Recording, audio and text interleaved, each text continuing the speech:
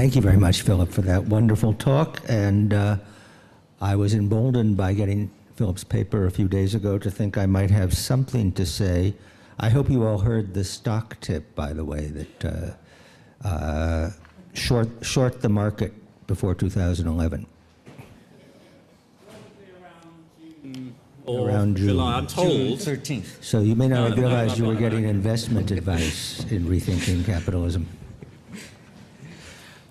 Rethinking Capitalism is the title of this conference, and the title of my paper is Why Rethink. My talk will be divided into three parts. The first part has to do with thinking capitalism as an historically specific relationship between population and resources that increases wealth for a time, but that can't go on because of demographic and geographic trends and limits. In other words, economics is ultimately constrained by demography and geography. The second part of my talk is how capitalism itself rethought itself by using derivatives to turn historical trends into stochastic risks, and how capitalism thus came to be about not its transitionality, but its self-perpetuation. In other words, just as the original thought that capitalism had of itself was a thought about how it had put feudalism in its past and was a transition from feudalism, so the second or new thought that capitalism had of itself was how it put historical struggle and historical trends into its past by becoming a way of thinking about self-perpetuation through managing risks. And then the third part of my talk will be a few of my own ideas, not about how capitalism originally thought of itself or how it rethought of itself through derivatives, but how we might now rethink capitalism, a capitalism that bases itself on the option form and not the simple commodity form, as the fundamental form in which value is both manufactured and then subsequently traded. So those are the three parts of what I have to say, and I'll try to be very brief because my other thought was about this session and about subsequent sessions, namely as we get to know each other better, the sessions should really merge into discussions among ourselves and include the very brilliant group of people who are gathered on the floor. But first, let me describe how capitalism originally thought of itself, that is to say, the thought it had of itself when it thought that it was something new. Capitalism first thought of itself as a time before it thought of itself as a machine or a system. To use the word capitalism was essentially to think the thought of feudalism as something over and done with, not coming back. We're past it, and the problems that it arises, it's now too late to address, the problems that it gives rise to. One might, of course, once one thought of capitalism as a time, discover things about it that were natural, or at least more natural than feudalism. One might, of course, come to think, for example, that there was a process of competition, which was, in evolutionary terms, a process of natural selection, and that feudalism had not survived because it did not give enough expression to these natural processes. But capitalism itself was originally thought to be a process partly natural that contemplated its own historicity. In other words, to understand capitalism as what brought something before it to an end was to understand it as not self-originating, as not natural, as not the beginning and not the end, but rather as a transitional time that would itself be in the past just as it had put something in the past. It was a time that invited you to think around the corners of that time and ask what will come after. And so, as capitalism originally thought and thought of itself, neither its defenders nor its critics believed that capitalism as such was sustainable, nor did they believe that its principal virtue needed to be described as a form of sustainability. Capitalism was essentially the corner we were turning. It was the corner we were turning around which we could look once the demographic and geographic problem had been solved of full employment and optimal resource allocation. Once that had been solved, capitalism would result in something else. Call it good, call it bad, call it immiseration after Malthus, steady state, John Stuart Mill's probable futurity of the working classes, Schumpeter's socialism, Proudhon's elimination of private property, and finally we would just have services and no rents. An argument that some might have that capitalism would simply end with abundance, no scarcity constraints, no difference between production and consumption, no difference between art and work. And of course, then there was the green utopia or dystopia, which I've called in some of my writings eco-Calvinism, namely a society based on the notion of self-constraint. On any of these views, however, capitalism was simply a time between. What followed would be good or bad, but it would not be capitalism itself. It would be and is the thing that capitalism both brings on and postpones. And the political difference between supporters and critics of capitalism was whether one wanted to bring it on or postpone it. In other words, by the 19th century, there was a general consensus among all schools of thought that capitalism could not be globalized or universalized. That's what it meant for it to be unsustainable, that a universal capitalist system was, for various reasons, some of which were Malthusian, some of which had to do with the geometric and arithmetic use of natural resources. It wouldn't last. Imperialism, finance capital, concepts invented by people on the left shortly after Marx's death as solutions to the problems of overconsumption, underconsumption, and overproduction.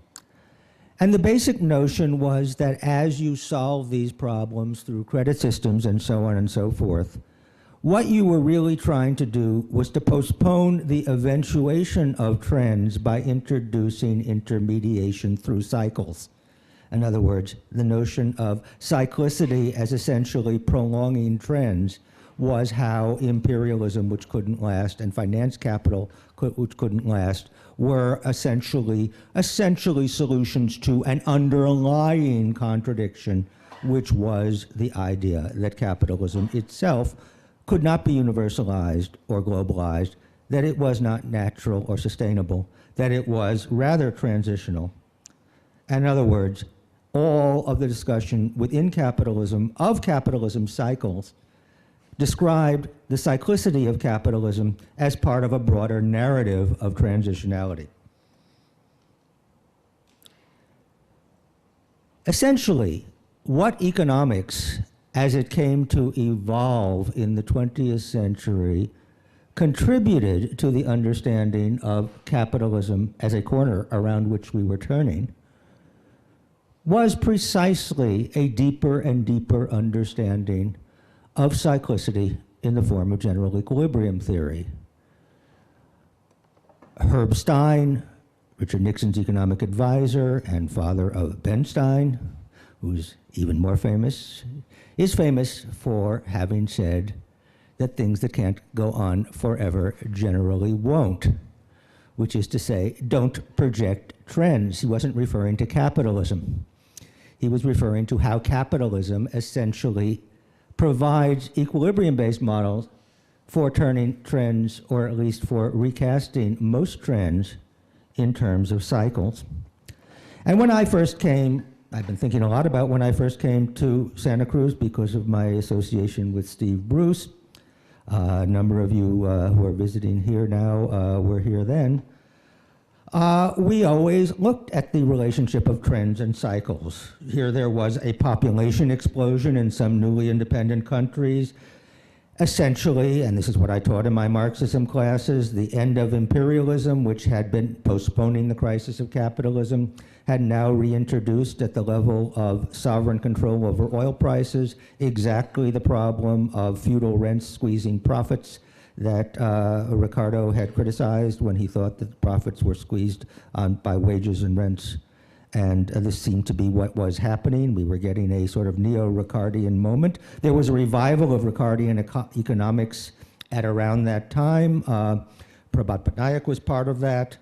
And so it seemed that an equivalent or parallel to Marxism could be developed if one understood the limits to growth argument in the world economy as a Ricardian argument and understood state sovereign control over natural resources in relationship to population growth and surplus population elsewhere as a way of restating the Marxist problem, which he had stated nationally, but stating it globally. I started teaching this. Some of you may remember it or not. I see you in the audience. And the point I did not know is that the same year I came here, in 1973, derivatives or options theory developed as a way capitalism rethought itself. In other words, I view derivatives or options theory as a rethinking of capitalism by itself in a way that put the era of the struggle with socialism in its past, first conceptually and eventually politically. And the way that it did this is essentially by trying to break cycles that would otherwise become trends. It turned trends, in other words, growing economic inequality, into income dispersion. Income dispersion is, of course, just a form of variance. And ultimately, if there is growing inequality and income dispersion as a form of variance, well, class struggle is really about your risk of being worse off because dispersions are growing. And so the danger of the uncertainty about what your economic position is would actually be something that, well, there's greater volatility in the income dispersion, and therefore, well, you might want to leverage more, you might want to increase the component of debt as opposed to in relation to your wage, so that you can, and certainly you might want to borrow more for human capital for investment if you thought you were at greater risk. As incomes grew more unequal, as 20% of the population left 80% of the population behind, universities began to charge more in tuition as a kind of a hedge against the uncertainty of where you would be in the market. That's how they justified themselves. It was the same reason why most taxpayers shouldn't pay and why students should pay tuition as a hedge. The point of this, of course, was simply to reframe what I had grown up as a student and as a political activist thinking of as issues in political struggle. Issues about inequality, for example, as, well, questions of risk, which you could hedge. In other words, what you would do is repress what you know about growing income inequality, or rather express what you know about growing income inequality, about environmental unsustainability, as something which, if it could properly be priced, could be commoditized. In other words, If what you know is that this can't go on forever, as Philip suggested, that there is an apocalypse, and that it must change, then the source of value, the source of demand, is not what you think will happen eventually, growing inequality, environmental collapse, but uncertainty about what will happen next. The price, whatever you know long term, simply raises the price of uncertainty about what will happen next. In a sense, I'm not very good on graphics, but in a sense, the hardest thing I have to do in teaching non-math students, not being a math student myself, about options pricing, is to essentially show that uncertainty about which way a stock will go, a kind of random walk line, correlates not to a prediction of the stock price, but a changing price in the option, because what you're doing really is plotting a time sequence of randomly varying stock prices against another line where for every price in that time sequence, you're writing a time sequence of how probable that price is in a probability distribution. So if a small dip in a stock brings you to a less probable price, volatility goes way up and the option price goes up as a square of that. Counterintuitive to most people. But if you think of this as a way of turning trends into uncertainty, into anxiety, then what you are really doing is simply plotting the movement of an underlying value, or perhaps it could be an inequality index, like the Gini coefficient, against its own probability, in which case what you get is, in effect, the response that Citibank CEO Vikram Pandit gave on Charlie Rose, who asked him, "Didn't you guys screw up?" And he said, "No. What happened was very improbable." And we made the right choice. Our choice was justified knowing the risk. Now, this is a theological point.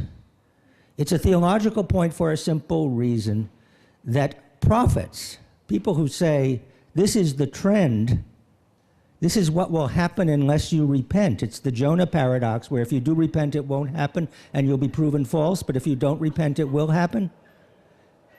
The Jonah paradox? Well, the Herb Stein argument against the Jonah paradox, things that can't go on forever generally won't, is essentially that prophets always make you overpay in the present generation to avoid improbable risks, to avoid the worst case scenario, which is highly improbable, and that options pricing allows you to deal with this. In other words, that what we are talking about is what is not what is just, but what is justified, and what is justified now that we know what the trend is. What is justified then? Now that we know what the trend is, global warming, what is justified? How will we be judged now that we know? Will we be judged by people who are willing to overpay in the present generation for the worst case scenario, which is improbable? Will we be judged because we paid the right price now? Is Al Gore really saying, if we are beyond the tipping point, that it's already too late, so enjoy the weather? All you can do is postpone the apocalypse 5 years at the back end? Or is he saying, now that you know, paying a certain price will have been justified, even if it's not just, because otherwise, what will future generations think of the generation that knew? What we are talking about is, as Philip Goodchild says, theological, and my interest here, as you can tell, I'm not an economist, as a student of political theology, is in the difference between the concept of being justified and being just, a concept that is deeply rooted in St. Paul's Romans. To be justified is to be realistic about a present that you know to be unsustainable. What do you do when you live in a present that you know to be unsustainable? And what you do when you live in a present you know to be unsustainable is to value its contingency. And options pricing is a way of doing that.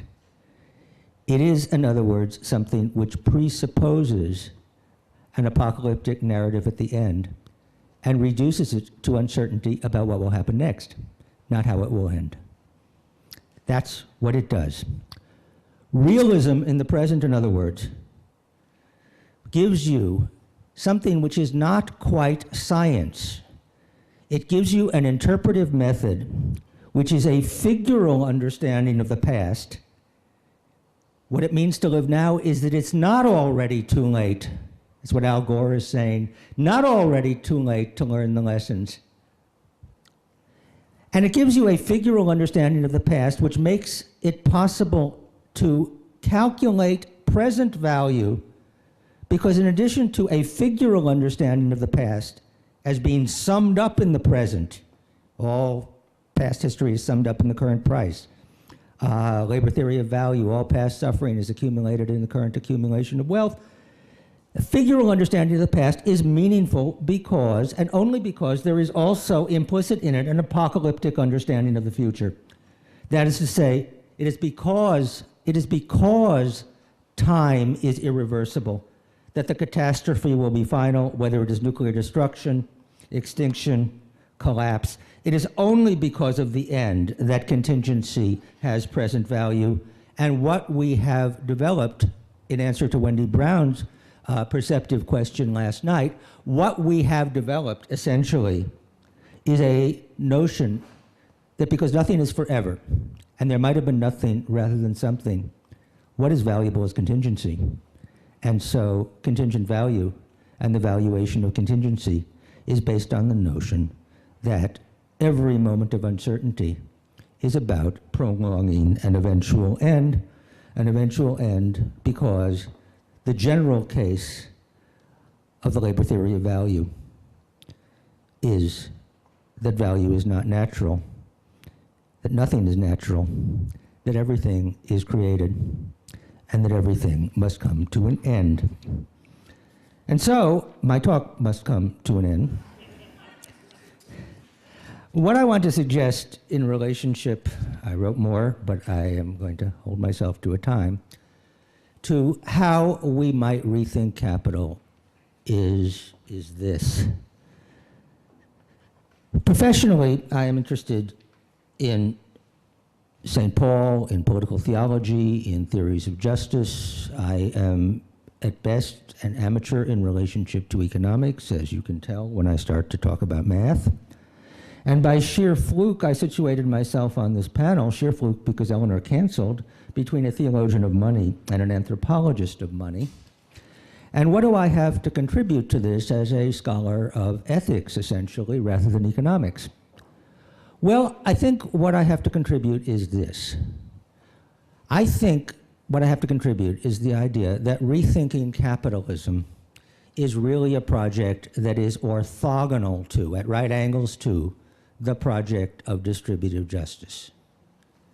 In other words, distributive justice could be understood in grammatical terms as what my teachers, John Rawls, Bob Nozick, used to do, as an interpersonal problem, as a problem of the declension of nouns. Who does what? Who does what to whom? Who does what to whom for whose sake? Who does what to whom at whose expense? It is, in other words, how you would indeed describe the economy if now were the time for justice. I think, and I try to rethink capitalism because I understand the ethical force of thinking of capitalism as a time as also an argument that now is not the time for justice. In other words, that there is still something more to be done or something else to be done that would not be just, but would be justified because it is the realistic thing to do now that we know that capitalism is unsustainable. We're no longer talking about justifying the bailout. We're talking about whether the bailout is justified for the reasons that Philip described. In my forthcoming book, After Evil, which discusses these issues in relation to human rights and post-Cold War human rights discourse, I try to argue that capitalism is not a paradigm of justice, it's a syntagma of justice. That is to say, it's about the grammar of time. It's about the conjugation of verbs rather than the declension of nouns. It's about what the present will have been now that we know, for example, or what the past would have been had we known. And capitalism and the history of capitalism is thus a cultural force that, like Christianity before it, produces and prolongs a period of secular time in which contingency has value only because it is part of an overarching narrative in which nothing is forever. And so, in capitalist economies, we are always talking about what justice would have been if it were not too late, and what justice will have been if we could only wait, on the assumption that now is not the time for justice. If now is not the time for justice, then the immediately political question is merely what acts are justified in transitional time when any long-term trend can be reduced to short-term randomness or uncertainty about what the next moment would bring. Bill Maurer, who will follow me at this lectern, has written deeply about how the financialization of capitalism confuses epistemic and stochastic uncertainty in order to bring about this notion. My modest contribution to the panel is simply to add the dimension of ethical uncertainty and to say that my own interest in the Bruce Initiative is that now is a time to rethink capitalism because the time might be right for justice. And while we might disagree about what comes after capitalism, we need to talk about whether we wish to hasten that end, to bring it on, or to postpone it. I think whatever we think about capitalism and its alternatives, we are all here today because we agree that it is not too soon to think about what comes next. And we are all here today because we hope that it is not already too late.